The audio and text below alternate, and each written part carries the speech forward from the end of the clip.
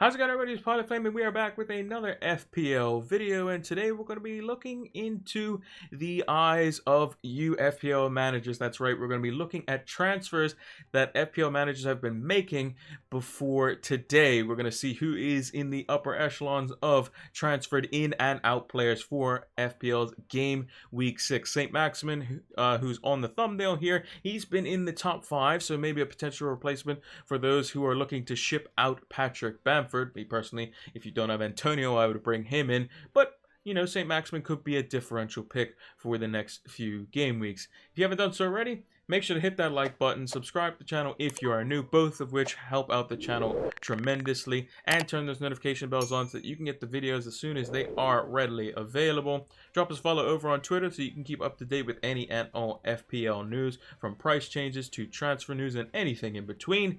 And lastly, make sure to give us a follow over on Twitch so you can see when we go live for our preview and deadline streams. We will be up 1 hour before the FPL deadline this Saturday for Game Week 6, live over on Twitch. There'll be a pinned comment down below to give you the details on that. So without further ado, let's talk about our partners for the FPL season with Fantasy Football Scout.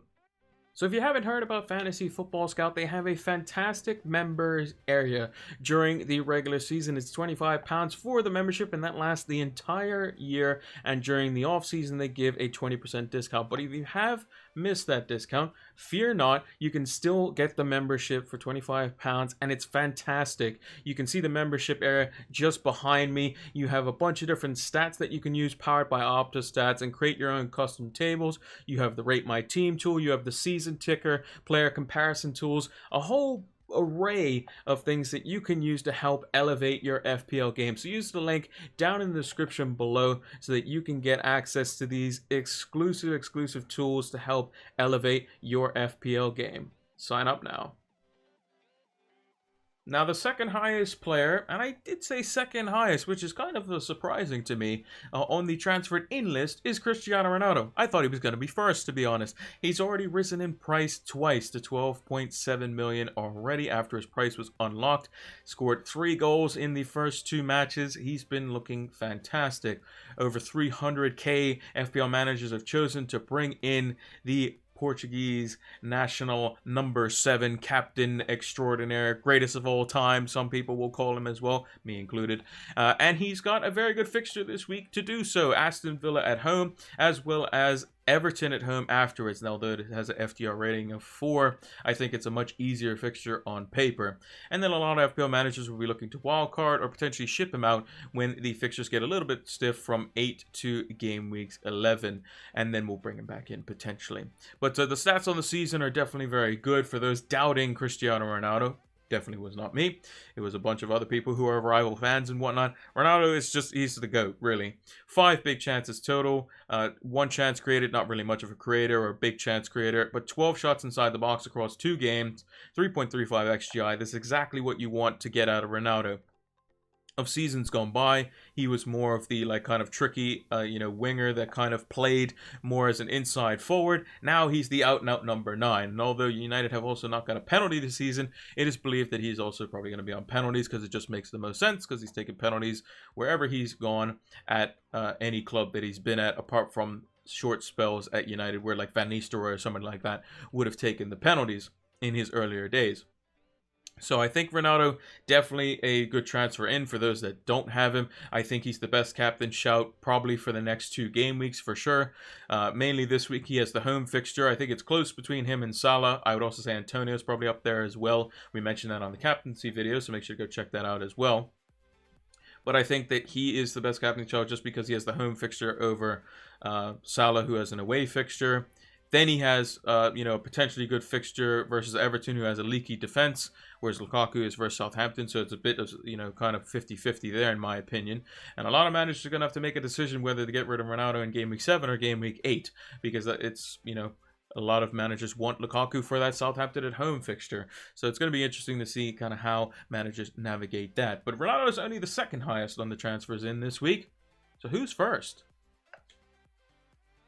It's the big man up top for West Ham, the absolute destroyer, the man running the channels, the guy who does about 600 players worth of work in 90 minutes. It's Mikel Antonio, currently sitting at 7.9 million, close to 400,000 FPL managers have decided to bring Mikel Antonio in for this game week, and I think for good reason, mainly due to the fact that Patrick Bamford is out for this game week. It has been confirmed that that is the case, and a lot of managers would have done Antonio out because of the United fixture and that he was suspended, and they would have brought in Bamford and been like, oh, well, he's got a few good fixtures coming up.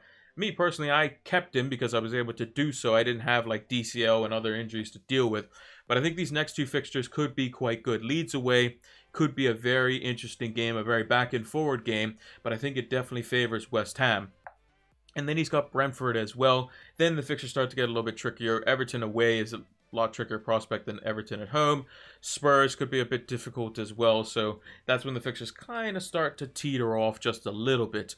On the season, Antonio's stats are fantastic. 4 goals, 4 assists, fantasy-wise on the season. 6 big chances, 7 chances created, 3 of which were big chances created. 15 shots inside the box. I mean, he literally does everything for West Ham. Now, they did not play him in the Carabao Cup, but I think it's Stuart Pearce, I think is the second in command, came out and said that Antonio was he was available to be picked. They just decided not to use him because it was the Carabao Cup, basically. So Antonio is fine for this coming game week, and we could see him potentially shoot up in price if he were to hit another hole. Because in the 3 games that he has scored points, it's been double digits. It's been double digits the first 3 game weeks, then suspended, and he got a red card in 4. Then he didn't play in 5, obviously, because of the suspension. And now he's back for game week 6. So hopefully he can get back to scoring loads and loads of points. And it's probably an outside shout for the captaincy this week. But would I put him over Ronaldo or Salah? Probably not. But again, having him in your team is probably going to be fantastic, because he's going to score loads and loads of points, I think, over the next couple of game weeks. Now, he's the top player transferred in this week. But who's leaving a lot of FPL managers' team going out in game week 6? And the top player transferred out with 305,000 FPL managers transferring him out is Richarlison. He is injured by the looks of it until the end of the international break, maybe. So he's going to be missing this very nice Norwich fixture, which Everton could potentially get some points in, as a lot of players have done so already versus Norwich this season. Not very highly owned, 8.3%. I think his popularity went up as he scored a goal and assist, getting a double-digit haul on the first game week of the season. But if you look in the past 4 game weeks, nothing to show for it. No big chances. Only 4 chances created. No big chances created. Only 4 shots inside the box and only 0.45 XGI. So I think a lot of managers getting rid of him, even with the injury probably beforehand, could have been a option that they could have potentially mulled over in their head for future planning. Everton's fixtures aren't bad, though. Just the Man United fixture in game week 7, which isn't ideal, but then they play West Ham and Watford after the fact. So if Richarlison is back, he could be an option up front. Maybe Calvert-Lewin could be in there as well. It would have been a perfect time for Richarlison to be playing, because if Calvert-Lewin's out, he would definitely be on penalties as he looked to try to potentially steal them off Calvert-Lewin, who's already taken 2 penalties successfully this season. So I was considering Richarlison at the beginning of the season potentially as a double up between him and Calvert-Lewin, but it just looks like that the dynamic there is just a bit weird. Rafa Benitez has got them playing, very good at times, but ultimately will probably be more of a defensive, side.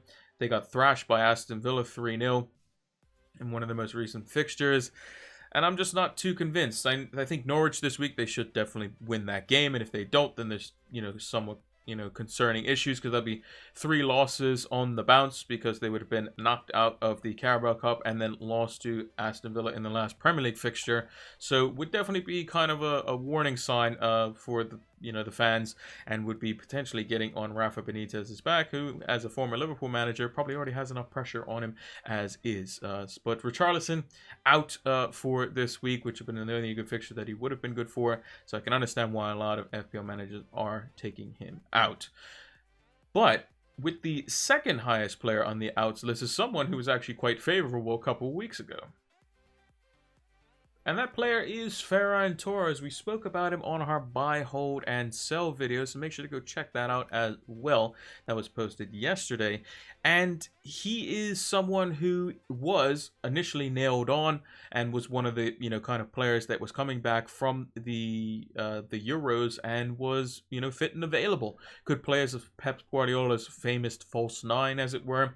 But 250,000 managers, or just over it, have decided Ferran Torres is gone, and he has already dropped back down in price to 7.1 million after going up 0.2 from his original price of 7 million. 2 goals, 1 assist on the season, but those all came in game week 3, and that was just before an international break. So a lot of managers jumped on him to get the price rises and whatnot. Over the last 4 game weeks, he has done, decently well, but most notably in that one game in game week 3 was where he got all of his returns. Not necessarily getting a crazy amount of shots inside the box, but I think he still could be potentially a good FPL asset. The problem is Pep Roulette. Is he going to play? Is he not going to play? You have Foden coming back. He looks to be nailing down a position in central midfield. De Bruyne can play in central midfield, but where does that put Gundogan? Where does that put Bernardo Silva? These sorts of players are going to have to get minutes somewhere. And I think De Bruyne is more likely to play than Torres is, and you're not going to drop Grealish. And Mahrez and Jesus, one of them is going to play out on the right-hand side. And Foden's going to play because he's just almost the best player, if not one of... he could be considered the best player on form for Man City's team, to be honest. There are arguments for that. Obviously, De Bruyne would be the best, but De Bruyne has had his injury concerns. But best young talent, basically 28 and under, Foden's definitely up there, if not at the top of that list with Jack Grealish, I would say. So it's going to be interesting to see how Pep navigates that. If Torres can nail down a position starting game in, game out, he's going to play. Kind of like how Lukaku is going to play for United. Same with Ronaldo for Manchester United. Same with Salah for Liverpool. You can have a situation where you don't even have to look at the team sheet. Their name's going to be on it because they're going to be in game in, game out.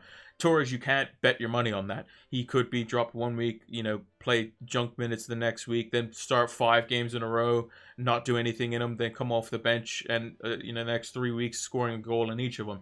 It's just random with Manchester City, and that's why it's called Pep Roulette. So if I was an FPL manager, I would potentially be getting rid of him, maybe for the likes of Sarr or somebody cheaper like Gallagher to make way for funds to help bolster defensive assets potentially coming in the next few game weeks. I would go with the likes of Diaz or Cancelo, who have been starting game in, game out in defense for City, who have a good clean sheet record, or Chelsea defenders like Alonso or Rudiger or someone of that ilk for Chelsea, as they have also been keeping clean sheets. And just use that funds a little bit better as the kind of more budget midfielders are slowly emerging as well. So I can understand why Torres is leaving a lot of managers' teams. But let me know who you are planning on bringing in or getting rid of this FPL game week. Me personally, I'm teetering on potentially getting rid of Danny Ings or just keeping him until I have to wildcard and maybe save 2 transfers going into next week for double Chelsea defense to bring in for that Southampton fixture, because I probably want to have Lukaku over Ronaldo instead. So we'll kind of keep that one